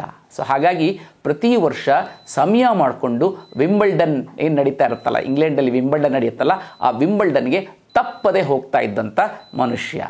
ಅಷ್ಟೇ ಅಲ್ಲದಲೇ ಅವರ ಮನೆ ಇದ್ದಿದ್ದು ಸದಾಶಿವನಗರ, ಅವ್ರ ಮನೆ ಹತ್ತಿರದ ಕೆಳಗಡೆ ಇದ್ದಿದ್ದು ವೈಳ್ಳಿಕಾವಲಿದಂಥ ಚೌಡಯ್ಯ ಮೆಮೋರಿಯಲ್ ಹಾಲಲ್ಲಿ ಯಾವುದಾದ್ರೂ ಒಳ್ಳೆಯ ನಾಟಕಗಳಾಗಲಿ ಅಥವಾ ಒಳ್ಳೆಯ ಹಾಸ್ಯ ಕಾರ್ಯಕ್ರಮಗಳೆಲ್ಲ ಆಗ್ತಾ ಇದೆ ಅಂತ ಹೇಳಿದ್ರೆ ಅದಕ್ಕೆ ಸಮಯ ಬೇರೆಯವ್ರ ಥರ ಬೇರೆಯವ್ರದ್ದು ಸಮಯ ಇದ್ದಾಗ ಬರೋದಲ್ಲ, ಅವರು ಸಮಯ ಮಾಡಿಕೊಂಡು ಬಂದು ಮುಂದುಗಡೆ ಸಾಲಿನಲ್ಲೇ ಕೂತ್ಕೊಂಡು ತಾವೊಬ್ಬ ಹಿರಿಯ ರಾಜಕಾರಣಿ, ತಾವೊಬ್ಬ ಮುತ್ಸದ್ದಿ ಅನ್ನೋದೆಲ್ಲ ಮರೆತು ಸಾಧಾರಣವಾದ ಒಂದು ಪ್ರೇಕ್ಷಕ ಯಾವ ರೀತಿ ಬಿದ್ದು ನಗ್ತಾನೋ ಅಥವಾ ಇಡೀ ಕಾರ್ಯಕ್ರಮ ನೋಡಿ ಅದನ್ನು ಎಂಜಾಯ್ ಮಾಡ್ತಾ ಇದ್ರು, ಅಂದರೆ ಇಡೀ ಕಾರ್ಯಕ್ರಮ ನೋಡಿ ಅವರು ಆನಂದ ಮಾಡ್ತಾ ಇದ್ರು. ಇಂಥದಕ್ಕೆ ನಿಮ್ಗೆಲ್ಲರೂ ಗೊತ್ತಿರ್ಬೋದು, ಒಂದು ವಿಡಿಯೋ ಸಹ ವೈರಲ್ ಆಗಿತ್ತು. ಅದರಲ್ಲಿ ಭಾಗ್ಯದ ಲಕ್ಷ್ಮೀ ಬಾರಮ್ಮ ಇದೆಯಲ್ಲ, ಭಾಗ್ಯದ ಲಕ್ಷ್ಮೀ ಬಾರಮ್ಮ ನಮ್ಮಮ್ಮ ನೀಸೌ ಭಾಗ್ಯದ ಲಕ್ಷ್ಮೀ ಬಾರಮ್ಮ, ಇದು ನಮಗೆಲ್ಲರೂ ಗೊತ್ತಿರೋ ಹಾಡು. ಅದನ್ನೇ ಒಂದು ಏನು ಮುಸಲ್ಮಾನರು ಹಾಡಿದರೆ ಹೇಗಿರುತ್ತೆ ಅನ್ನೋಕ್ಕೆ, ಭಾಗ್ಯದು ಲಕ್ಷ್ಮೀ ಬರಮ್ಮ ನಮ್ಮಮ್ಮನ್ ಲಕ್ಷ್ಮೀ ಭಾಗ್ಯದ ಲಕ್ಷ್ಮೀ ಬರಮ್ಮ ಅಂತಿದೆ.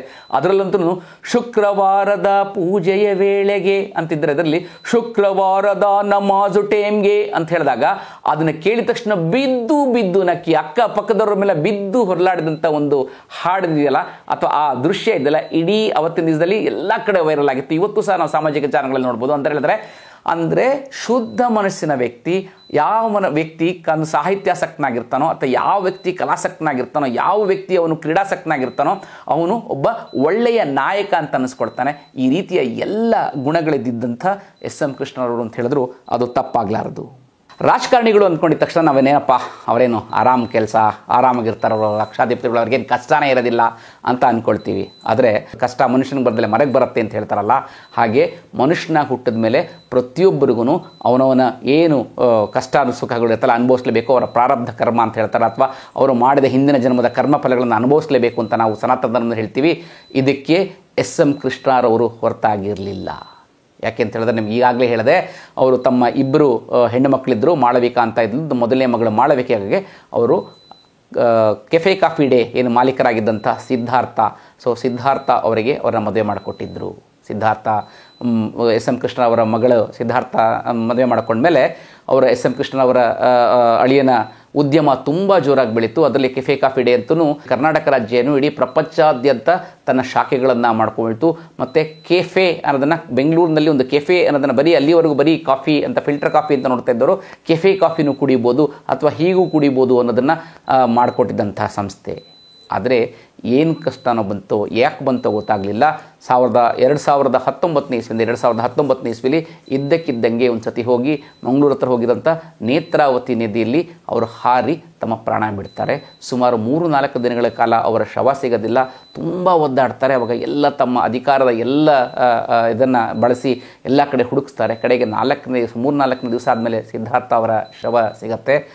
ಆ ಸಾವು, ಅಳಿಯನ ಸಾವು ಇದೆಯಲ್ಲ, ಅವ್ರನ್ನ ಖಂಡಿತವಾಗೂ ಜರ್ಜರಿತರಾಗಿತ್ತು ಅಂತ ಹೇಳಿದ್ರು ತಪ್ಪಾಗಲಾರ್ದು. ಅಲ್ಲಿವರೆಗೂ ಸಕ್ರಿಯ ರಾಜಕಾರಣದಲ್ಲಿ ಇರ್ತೀನಿ ಅಂತ ಹೇಳಿದ್ರು. ಕೊನೆಗೆ ಅದಾದಮೇಲೆ ರಾಜಕೀಯ ಅದು ಬೇಡ ಅಂತ ಹೇಳಿ ಸಕ್ರಿಯ ರಾಜಕಾರಣದಿಂದ ಹೊರಗಡೆ ಬರ್ತಾರೆ.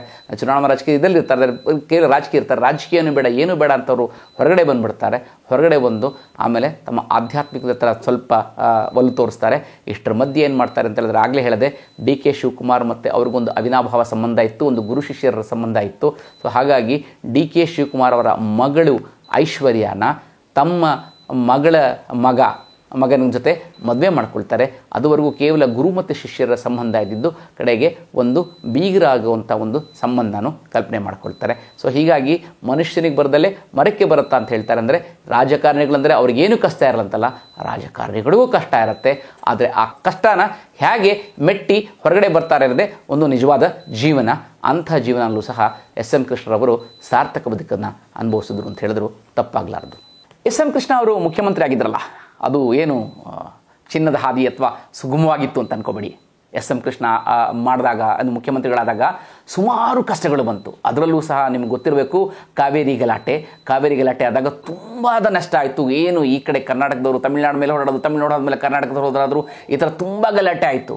ಅದಾದಮೇಲೆ ಎರಡನೇದೇನಪ್ಪ ಅಂತ ಹೇಳಿದ್ರೆ, ನಮಗೆಲ್ಲರಿಗೂ ಗೊತ್ತಿರ್ಬೋದು, ಕನ್ನಡದ ಚಲನಚಿತ್ರರಂಗದ ಮೇರು ನಟ, ಕನ್ನಡ ಜನರ ಒಂದು ಆರಾಧ್ಯ ದೈವ ಅಂತ ಹೇಳಿದ್ರು ತಪ್ಪಾಗಲಾರದು, ವರನಟ ರಾಜ್ಕುಮಾರ್ ಅವರ ಅಪಹರಣ. ಯಾರೂ ಸಹ ಊಹಿದೇ ರೀತಿಯಾದ ರಾಜ್ಕುಮಾರ್ ಅವರ ಅಪಹರಣ ನಡೀತು. ಅವತ್ತಿನ ದಿವಸ ನಮಗೆಲ್ಲರಿಗೂ ಗೊತ್ತಿರ್ಬೋದು, ಭೀಮನಾಮಾಸ್ಯೆ ರಾತ್ರಿ. ಅವತ್ತಿನ ದಿವಸ ರಾಜ್ಕುಮಾರ್ ಅವರನ್ನ ಕಾಡುಗಳ ನರಹಂತಕ ವೀರಪ್ಪನ್ ಬಂದು ಅಪಹರಿಸ್ಕೊಂಡು ಹೋಗ್ಬಿಡ್ತಾನೆ. ಸುಮಾರು 108 ದಿನಗಳ ಕಾಲ ಅವ್ರನ್ನ ಕಾಡಿನಲ್ಲಿ ಇಟ್ಕೊಂಡಿರ್ತಾನೆ. ಅವನು ಎಲ್ಲಿದ್ದಾನೆ ಅಂತ ಗೊತ್ತಾಗಲ್ಲ. ಆ ನಿಜವಾದ 108 ದಿನಗಳು ಇದೆಯಲ್ಲ, 108 ದಿನಗಳು ಅಕ್ಷರಶಃ ಎಸ್.ಎಂ. ಕೃಷ್ಣರವರಿಗೆ ಒಂದು ಕಠಿಣ ಸವಾಲಾಗಿತ್ತು. ಆದರೆ ನಮಗೆಲ್ಲರಿಗೂ ಗೊತ್ತಿರ್ಬೋದು, ಕೃಷ್ಣ ಅಂದಿದ ತಕ್ಷಣ ಸಂಧಾನ ಅಂತ ಹೇಳ್ತೀವಿ. ಕೃಷ್ಣ ಸಂಧಾನ ಅಂತ ಹೇಳ್ತಾರೆ. ಯಾವಾಗಲೂ ಅಂದರೆ ತಮ್ಮ ವಿರೋಧಿಗಳ ಮಧ್ಯೆ ಅಥವಾ ತಮ್ಮ ಯಾವುದೇ ನಡುವೆ ಯಾರೇ ಒಬ್ಬರೊಬ್ಬರ ಮಧ್ಯೆ ಸಂಧಾನ ಮಾಡಬೇಕಿದೆ, ಅದು ಕೃಷ್ಣ ಸಂಧಾನ ಅಂತ. ಯಾಕೆಂದರೆ ಕೃಷ್ಣ ಹೋಗಿ 2 ಸಂಧಿಗಳ ನಡುವೆ ಹೋಗಿ ತುಂಬ ಚೆನ್ನಾಗಿ ಸಂಧಾನ ಮಾಡ್ಕೊಂಡ್ಬರ್ತಿದ್ದಂತೆ. ಅದೇ ರೀತಿಯೇ ತಾಳ್ಮೆಯಿಂದ, ಮತ್ತು ಕೃಷ್ಣ ನೋಡಿ, ಎಲ್ಲೇ ಕಡೆ ನೋಡಿ, ಕೃಷ್ಣ ಯಾವತ್ತೂ ತನ್ನ ತಾಳ್ಮೆ ಕಳ್ಕೊಂಡಿರಲಿಲ್ಲ. ಕೃಷ್ಣ ಯಾವತ್ತೂ ಅವನು ಶಸ್ತ್ರ ತಗೊಳ್ತಿರ್ಲಿಲ್ಲ. ಕೃಷ್ಣ ಮತ್ತು ಯಾರ ಮೇಲೂ ಹೇರಕ್ಕೆ ಯುದ್ಧ ಮಾಡೋಕ್ಕೆ ಹೋಗಲಿಲ್ಲ. ಆದರೆ ಸೂಕ್ಷ್ಮವಾಗಿ ಬೇರೆಯವ್ರನ್ನ ಇಟ್ಕೊಂಡು ಅವ್ರನ್ನ ಸಂಧಾನಕ್ಕೆ ಕಳಿಸಿ ಅವನು ಮಾಡಿ, ಮುಂದೆ ಅವನೇ ತಾನು ನಿಂತ್ಕೊಂಡು ಸಂಧಾನ ಮಾಡಿ ಅವನು ಶಸ್ತ್ರಾಸ್ತ್ರಗಳನ್ನು ಎತ್ತದಲ್ಲೇ ಆ ಕಾರ್ಯಕ್ರಮ ಯಶಸ್ವಿ ಮಾಡ್ತಿದ್ದ. ಅದೇ ರೀತಿ ಇವರು ಸಹ ಯಾರ್ಯಾರನ್ನ ಮಾತಾಡಬೇಕು, ಸಾಮ ಭೇದ ಎಲ್ಲ ದಂಡಗಳು ಎಲ್ಲ ರೀತಿಯಾದನ್ನು ಬಳಸ್ಕೊಂಡು ಏನು ಮಾಡೋದು ಅಂತ ಹೇಳಿದ್ರೆ ವರನಟ ರಾಜ್ಕುಮಾರ್ ಅವ್ರನ್ನ ಬಿಡಿಸ್ಕೊಂಬಂದರು. ಸೊ ಇದು ಸಹ ಅವರು ಯಾವ ರೀತಿಯಾದ ಕಷ್ಟ ಇತ್ತು, ಆ ಎಲ್ಲ ಕಷ್ಟಗಳನ್ನು ಮೆಟ್ಟಿ ನಿಂತಂಥ ಒಬ್ಬ ಹಿರಿಯ ರಾಜಕಾರಣಿ ಅಥವಾ ಹಿರಿಯ ಆಡಳಿತಗಾರ ಅಂತ ಹೇಳಿದ್ರು ತಪ್ಪಾಗಲಾರದು. ಎಸ್.ಎಂ. ಕೃಷ್ಣ ಅವರು ಅಂತಿಮವಾಗಿ ಕಡೆಯದಾಗಿ ಏನಂತ ಹೇಳಿದ್ರೆ ನಮಗೆಲ್ಲರಿಗೂ ಗೊತ್ತಿರಬೇಕು, ಇದೇ ಡಿಸೆಂಬರ್ 20ರಿಂದ 22ನೇ ತಾರೀಕು ಮಂಡ್ಯದಲ್ಲೇ 87ನೇ ಅಖಿಲ ಭಾರತ ಕನ್ನಡ ಸಾಹಿತ್ಯ ಸಮ್ಮೇಳನ ನಡೀತಾ ಇತ್ತು. ಈ ವಿಷಯ ಕೇಳಿ ಅವರಿಗೆ ತುಂಬ ಖುಷಿಯಾಯಿತು. ತುಂಬ ಖುಷಿಯಾಗದಲ್ಲಿ ತಮ್ಮ ಜಿಲ್ಲೆಯಲ್ಲೇ ಈ ಸಾಹಿತ್ಯ ಸಮ್ಮೇಳನ ನಡೀತಾ ಇದೆ, 3ನೇ ಬಾರಿ ನಡೀತಾ ಇದೆ. ಅದಕ್ಕೋಸ್ಕರ ಇದು ಆ ಕಾರ್ಯಕ್ರಮ ಯಶಸ್ವಿ ಆಗಲಿ ಅಂದ್ಬಿಟ್ಟು ಜಿಲ್ಲಾಡಳಿತ ಮಂಡಳಿಗೆ ಒಂದು ಒಳ್ಳೆಯ ಒಂದು ಕಾಗದ ಬರೆದಿದ್ದು, ಒಂದು ಪತ್ರ ಬರೆದಿದ್ದು. ಬಹುಶಃ ಯಾರಿಗೂ ಗೊತ್ತಿರಲಿಲ್ಲ ಅದೇ ಪತ್ರ ಅದು ಅಂತಿಮವಾಗತ್ತೆ ಅಂತ. ಆ ಪತ್ರದಲ್ಲಿ ಅವ್ರು ಏನು ಬೆಳೆದಿದ್ದಾರೆ ಅಂತ ಹೇಳಿದ್ರೆ, ನೋಡಿ, 3ನೇ ಬಾರಿಗೆ ಇದು ಈ ಮಂಡ್ಯ ಜಿಲ್ಲೆ ಅನ್ನೋದು ನಮ್ಮ ರಾಜರ್ಷಿಗಳಾದ ನಾಲ್ವಡಿ ಕೃಷ್ಣರಾಜ ಒಡೆಯರ್ ಅವರ ದೂರ ದೃಷ್ಟಿಯಿಂದ ಹುಟ್ಟಿದಂಥ ಈ ಮಂಡ್ಯ ಜಿಲ್ಲೆ. ಇಂಥ ಮಂಡ್ಯ ಜನ ಯಾವಾಗಲೂ ಅಂತ ಹೇಳ್ತಾರೆ ಇದು ಸಕ್ಕರೆ ನಾಡು ಅಂತ ಹೇಳ್ತಾರೆ. ಅಂದರೆ ನಾವಿಲ್ಲಿ ನೀರು ಕೇಳಿದ್ರೆ ಬೆಲ್ಲ ಕೊಡುವಂಥ ಜನರು. ಇಂಥ ಕಾಲದಲ್ಲಿ ಅತಿಥಿ ಆದತಿಗಳಿಗೆ ಅಂದರೆ ಆದರಾತಿಥಿಗಳಿಗೆ ತುಂಬ ಆದರಾತಿಥಿಗಳಿಗೆ ಹೇಳಿ ಮಾಡಿದಂಥ ಜನ. ಇಂಥ ಕಡೆ 3ನೇ ಬಾರಿ ಆಗ್ತಾ ಇರೋದು ನಿಜಕ್ಕೂ ತುಂಬ ಆಗಿದೆ. 1994ನೇ ಇಸ್ವಿಲಿ ತಾವು ಉಪಮುಖ್ಯಮಂತ್ರಿಗಳಾಗಿದ್ದಾಗ ಮಾದೇಗೌಡರ ಅಧ್ಯಕ್ಷತೆಯಲ್ಲಿ ನಡೆದಿದ್ದಂಥ ಒಂದು ಸಾಹಿತ್ಯ ಸಮ್ಮೇಳನದ ಬಗ್ಗೆ ನೆನೆಸ್ಕೋತಾರೆ. ಅದರಲ್ಲಿ ಆಕೆ ಹೇಳ್ತಾರೆ, ಜಯದೇವಿ ತಾಯಿ ಲಿಗಾಡೆ ಅವರ ಪ್ರಥಮ ಮಹಿಳಾ ಅಧ್ಯಕ್ಷರಾಗಿದ್ದಂಥ ಸಾಹಿತ್ಯ ಸಮ್ಮೇಳನ ಅದು ಐತಿಹಾಸಿಕ ದಾಖಲೆ ಆಗಿದೆ. ಮತ್ತೊಮ್ಮೆ ಇಲ್ಲಿ ನಡೀತಾ ಇರೋದು ನನಗೆ ತುಂಬ ಖುಷಿ ಕೊಟ್ಟಿದೆ. ಅದರಲ್ಲೂ ಅಷ್ಟೇ ಮಂಡ್ಯ ಅಂತ ಹೇಳಿದ್ರೆ ಹೇಳಿದಕ್ಕೂ ಅಲ್ಲಿಗೆ ಸಾಹಿತಿಗಳು ಮತ್ತು ಸಂಗೀತ ಮತ್ತು ಕಲೆಗಳ ತವರೂರು. ಅದರಲ್ಲೂ ವಿಶೇಷವಾಗಿ ಪಿಟೀಲ್ ಚೌಡಯ್ಯ, ಪೂರ್ತಿ ನರಸಿಂಹಾಚಾರ್, ಕೆ.ಎಸ್. ನರಸಿಂಹಸ್ವಾಮಿ, ಎಚ್.ಎಲ್. ನಾಗೇಗೌಡ, ಅಂಬರೀಷ್ ಮುಂತಾದವರೆಲ್ಲ ಮಂಡ್ಯದ ಕೀರ್ತಿಯನ್ನು ಹೆಚ್ಚಿಗಿಸಿದ್ದಾರೆ. ಮಂಡ್ಯ ಅಂದರೆ ಇಂಡಿಯಾ, ಇಂಡಿಯಾ ಅಂದರೆ ಮಂಡ್ಯ ಅಂತ ಬೆಳೆಸಿದ್ದಾರೆ. ಇಂಥ ಮಂಡ್ಯದಲ್ಲಿ ಮತ್ತೊಮ್ಮೆ ಆಗ್ತಾ ಇರೋದು ನಿಜವಾಗ್ಲೂ ನನಗೆ ತುಂಬ ಖುಷಿ ಆಗ್ತಿದೆ. ಈ ಕಾರ್ಯಕ್ರಮ ಅತ್ಯಂತ ಯಶಸ್ವಿ ಆಗಲಿ ಅಂತ ಒಂದು ಪತ್ರ ಬರೆದಿಟ್ಟಿದ್ರು. ಅದನ್ನು ಜಿಲ್ಲಾಡಳಿತಕ್ಕೆ ಪತ್ರ ಬರೆದು ಕೊಟ್ಟಿದ್ರು. ಆದರೆ ದುರಾದೃಷ್ಟವಶಾತ್ ಕರ್ನಾಟಕದ ಉಪಮುಖ್ಯಮಂತ್ರಿಗಳು, ಕರ್ನಾಟಕದ ಮುಖ್ಯಮಂತ್ರಿಗಳು, ಕರ್ನಾಟಕದ ವಿಧಾನಸಭಾ ಅಧ್ಯಕ್ಷರು, ಕೇಂದ್ರದಲ್ಲಿ ಮಂತ್ರಿಗಳು, ಮಹಾರಾಷ್ಟ್ರದ ರಾಜ್ಯಪಾಲರು, ಸಂಸದರು, ರಾಜ್ಯಪಾಲರ ಸಂಸದರಾಗಿದ್ದಂಥ ಕೆಲಸಗಳನ್ನು ಇಷ್ಟೆಲ್ಲ ಜವಾಬ್ದಾರಿ ನಿಭಾಯಿಸಿದಂಥ ಎಸ್.ಎಂ. ಕೃಷ್ಣರವರು 92ನೇ ಇಸ್ವಿಯಲ್ಲಿ ವಯೋಸಹಜವಾಗಿ ಅನಾರೋಗ್ಯಕ್ಕೆ ತುತ್ತಾಗ್ತಾರೆ. ಅದಾದಮೇಲೆ ಅವರಿಗೆ ಶ್ವಾಸಕೋಶದ ಸೋಂಕು ತಗಲುತ್ತೆ. ತಕ್ಷಣವೇ ಅವರ ಹತ್ತಿರದ ಆಸ್ಪತ್ರೆಗಳನ್ನು ಸೇರಿಸ್ತಾರೆ. ಆದರೆ ಚಿಕಿತ್ಸೆ ಫಲಕಾರಿಯಾಗದೆ ಡಿಸೆಂಬರ್ 10ನೇ ತಾರೀಕು ಬೆಳಗಿನ ಜಾವ 2:30ಕ್ಕೆ ನಿಧನರಾಗ್ತಾರೆ. ಆದರೆ ಇಷ್ಟೆಲ್ಲ ನಿಧನರಾದ್ರೂ ನಮಗೆಲ್ಲರಿಗೂ ಗೊತ್ತಿರೋದು 2023ನೇ ಇಸ್ವಿಯಲ್ಲಿ ಪದ್ಮವಿಭೂಷಣ ಪಡೆದಂಥ ಈ ಹಿರಿಯ ರಾಜಕಾರಣಿ, ಹಿರಿಯ ಮುತ್ಸದ್ದಿ ನಮ್ಮನ್ನು ಬಿಟ್ಟು ದೈಹಿಕವಾಗಿ ಅಗಲಿರ್ಬೋದು. ಆದರೆ ಆ ಚಂದ್ರಾರ್ಕವಾಗಿ ಎಲ್ಲಿವರೆಗೂ ಬೆಂಗಳೂರಿನಲ್ಲಿ ITBT ಇರುತ್ತೋ, ಎಲ್ಲಿವರೆಗೂ ಸೂರ್ಯಚಂದ್ರ ಇರುತ್ತಾರೋ ಅಲ್ಲಿವರೆಗೂ ಬೆಂಗಳೂರು ಇದ್ದೇ ಇರುತ್ತೆ. ಆ ಬೆಂಗಳೂರು ಅಂದಿದ ತಕ್ಷಣ ಥಟ್ ಅಂತ ITBT ಜ್ಞಾಪಕ ಬರುತ್ತೆ. ITBT ಜ್ಞಾಪಕ ಬಂದ ತಕ್ಷಣ ಎಸ್.ಎಂ. ಕೃಷ್ಣ ಅವರು ನೆನಪಾಗ್ತಾರೆ ಅಂತ ಹೇಳ್ತಾ ಈ ಕಾರ್ಯಕ್ರಮ ಮುಗಿಸ್ತಾ ಇದ್ದೀನಿ. ಇದು ಈ ಮುಖಾಂತರ ಈ ನುಡಿನಮನಗಳನ್ನು ಅವರಿಗೆ ಸಲ್ಲಿಸ್ತಾ ಇದ್ದೀನಿ. ಎಲ್ರಿಗೂ ನಮಸ್ಕಾರ. ಇಂತಹ ಮತ್ತಷ್ಟು ಕುತೂಹಲ ಮಾಹಿತಿಗಾಗಿ ನಮ್ಮ ಚಾನಲ್ನನ್ನು ಲೈಕ್ ಮಾಡಿ, ಶೇರ್ ಮಾಡಿ ಮತ್ತು ಸಬ್ಸ್ಕ್ರೈಬ್ ಆಗೋದನ್ನು ಮರಿಬೇಡಿ. ಅದೇ ರೀತಿ ಇಷ್ಟ ಆಗಿತ್ತು ಅಂತ ಹೇಳಿದ್ರೆ ಶೇರ್ ಮಾಡೋದನ್ನು ಸಹ ಮರಿಬೇಡಿ. ಏನಂತೀರಿ?